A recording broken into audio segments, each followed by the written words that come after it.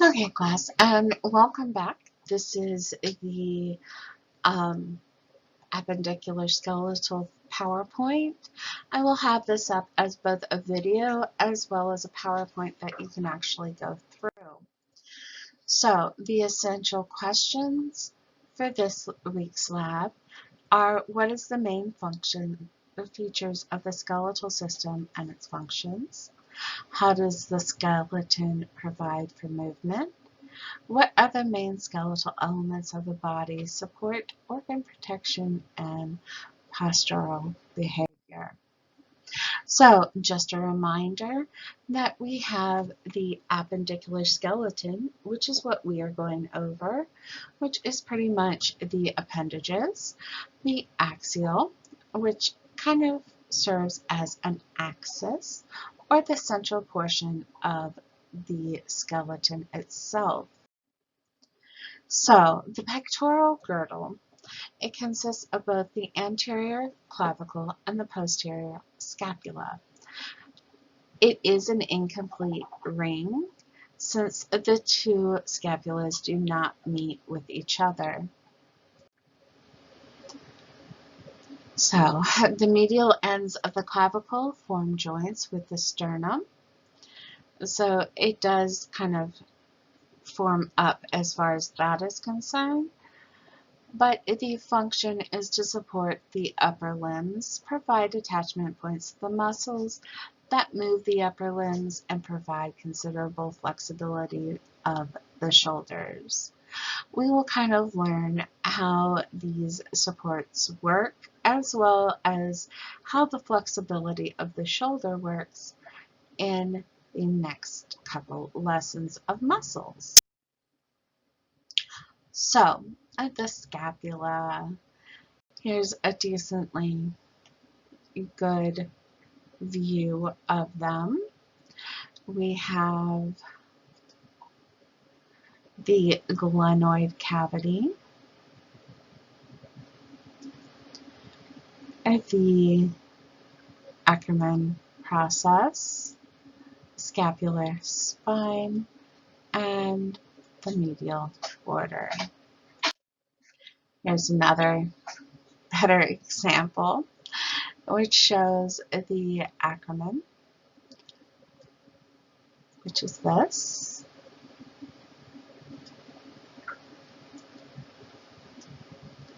Or we have the coronoid process,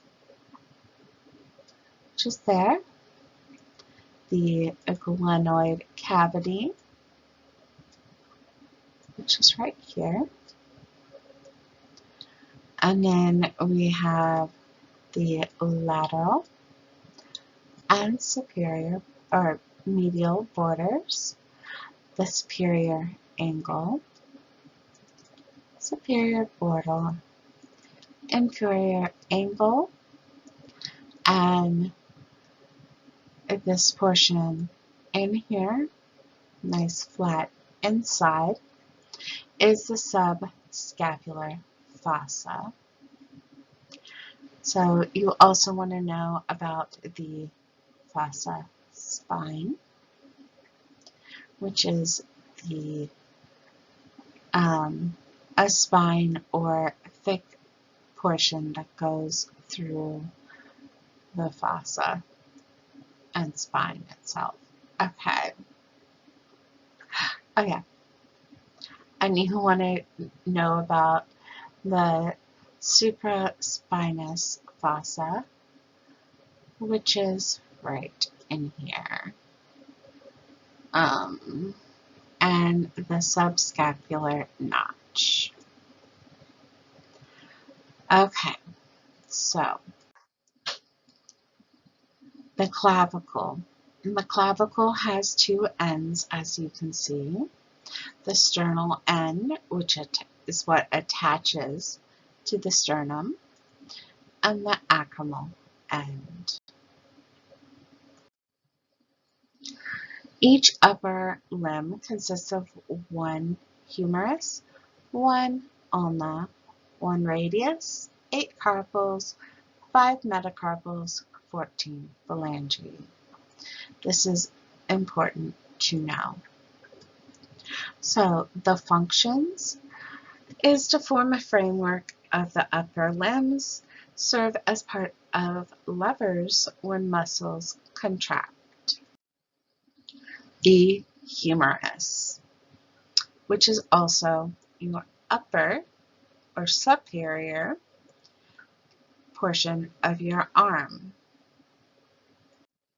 So we have the greater tubercle, the head of the humerus, the anatomical neck, the tubra intertubercle sulcus. We have the surgical neck, the radial groove, the deltoid tuberosity, the medial supracondyle, the coronoid fossa, the radial fossa, the capituum, troncula, medial epicondyle. And then when we turn it over so that the head is the other way, you will see the olecranon fossa. Here again is the lateral epicondyle, and the troncula. Medial epicondyle is right there. Okay, so radius and ulna. The ulna, as you can see, has a different head. It kind of looks like Sailor Moon's little wand thingy. But we have the olecranon process, which is this outer portion right here. The truncular notch, the radial notch. We have, let's see, the coronoid process, the proximal radial ulnar joint, which is right here where they meet up. So you do have this membrane that kind of connects the two in the middle. But I won't ask you that. So we have the styloid process, which is this itty bitty pointy part, the head of the ulna, and the ulnar notch, which is right there. And then for the radius, it is a circle.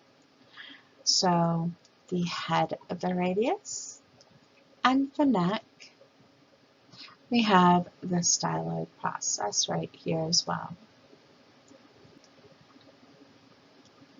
Okay. Oh yeah, and radial tuberosity, which is also important.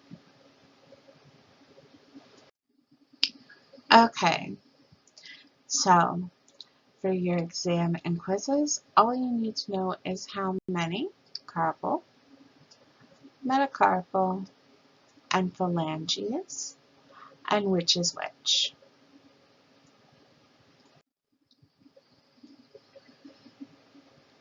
This gives you a list of all the carpals.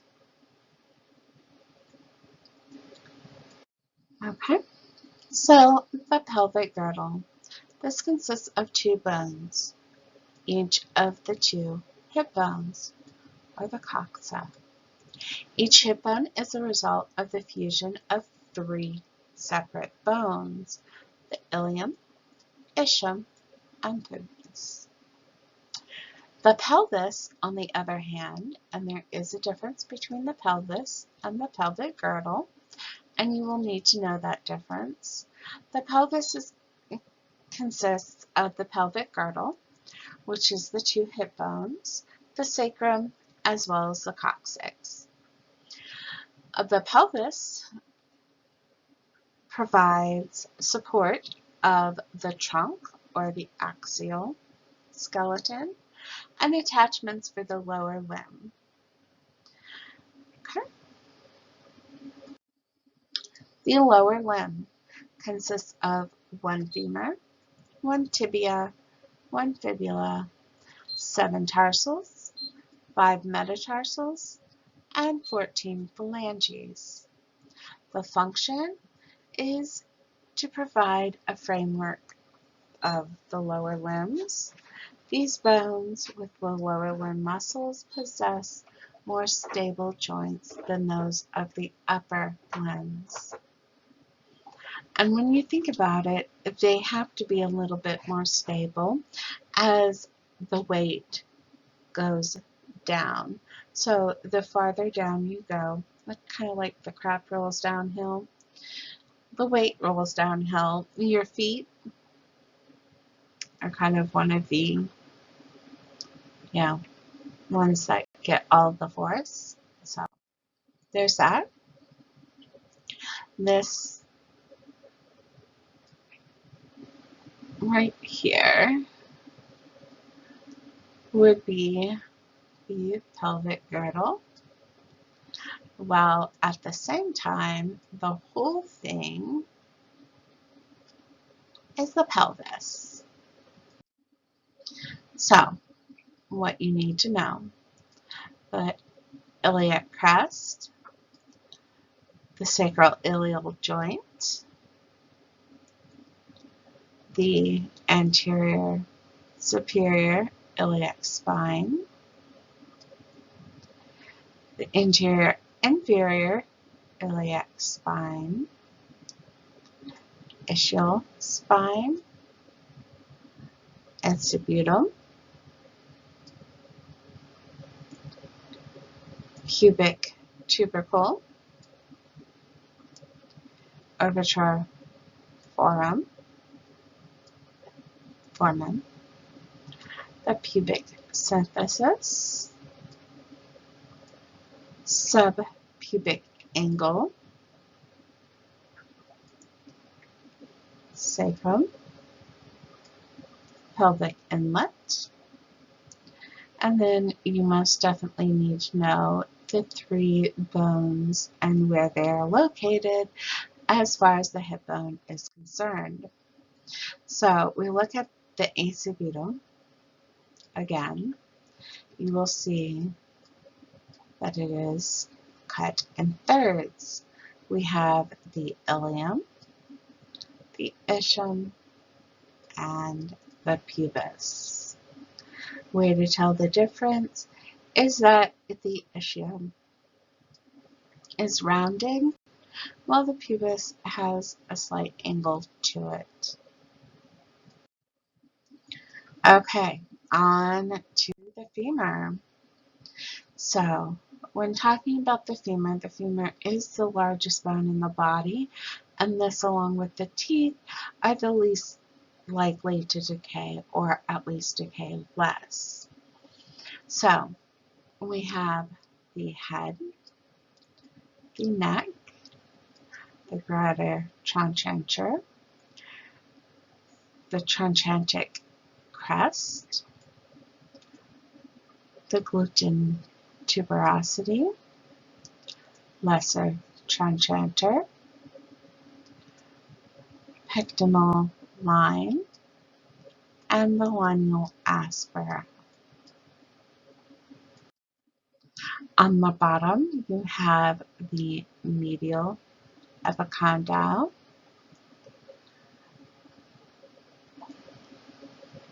the medial condyle, lateral condyle, and lateral epicondyle.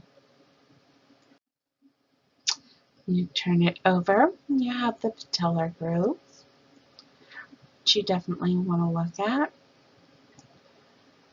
Um, make sure you know the lesser trochanter as well. The patella, you have the apex and the base, and then you have the articular facets on the anterior side of the patella, tibia and fibula. So, tibia, we have the lateral condyle, the intercondyle eminence, the medial condyle, the solar line, the medial malleus, and the fibular notch, as well as the attachment of the patellar ligament to the tibial tuberosity. Okay, so the fibula, we have the articular surface of the head, the apex, the head itself, the neck, we want the medial crest, the nutrition foramen, posterior surface, the body, which is the whole thing, the frontal border, the lateral molecular surface, and lateral malleus articular surface. Lastly, we have the feet. So we have the calcaneus, which is your heel, the talus, the tarsals, metatarsals, and phalange.